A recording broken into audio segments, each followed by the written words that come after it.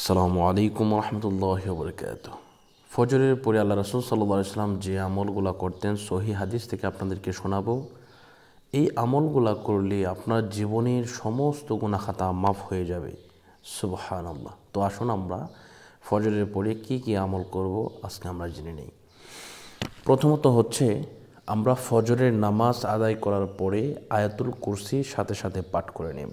আয়াতুল কুরসি কেমন? এইভাবে পড়বেন: أعوذ بالله من الشيطان الرجيم بسم الله الرحمن الرحيم الله لا إله إلا هو الحي القيوم لا تأخذه سنة ولا نوم له ما في السماوات وما في الأرض من ذا الذي يشفع عنده إلا بإذنه يعلم ما بين أيديهم وما خلفهم ولا يحيطون بشيء من علمه إلا بما شاء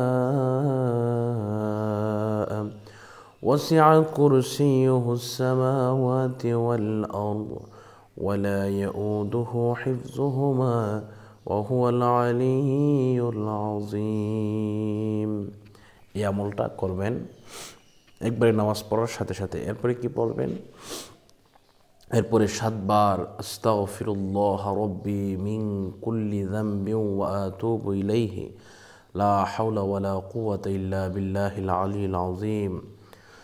আল্লাহ রাসূল সাল্লাল্লাহু আলাইহি সাল্লাম বলে দিয়েছেন, কেউ যদি এই আমলটা 7 বার পাঠ করে, এই আস্তাগফিরুল্লাহ এই আমলটা 7 বার পাঠ করে, তাহলে আল্লাহ পাক রব্বুল আলামিন তার জিন্দিগির পেছনের সমস্ত সগীরা গুনাহ খাতা মাফ করে দেবেন।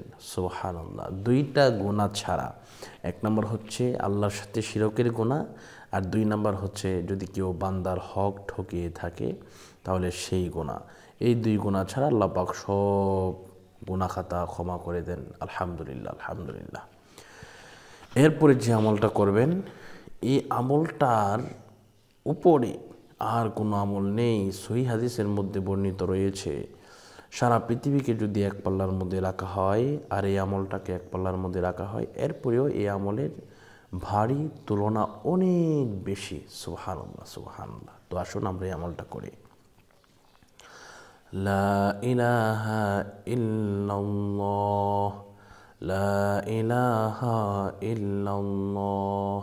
এই আমলটা কমপক্ষে 100 বার পড়বেন এবং দুরূদ শরীফ 100 বার পড়বেন। দুরূদ শরীফ যে কোনো দুরূদ শরীফ পড়া যাবে, যেমন সাল্লাল্লাহু আলাইহি ওয়াসাল্লাম, এটাও পড়া যাবে, তাহলেই হবে। তো আজকের মতো এই পর্যন্তই, বিদায় নিচ্ছি। সকলে ভালো থাকুন, সুস্থ থাকুন। আসসালামু আলাইকুম ওয়া রাহমাতুল্লাহি ওয়া বারাকাতুহু।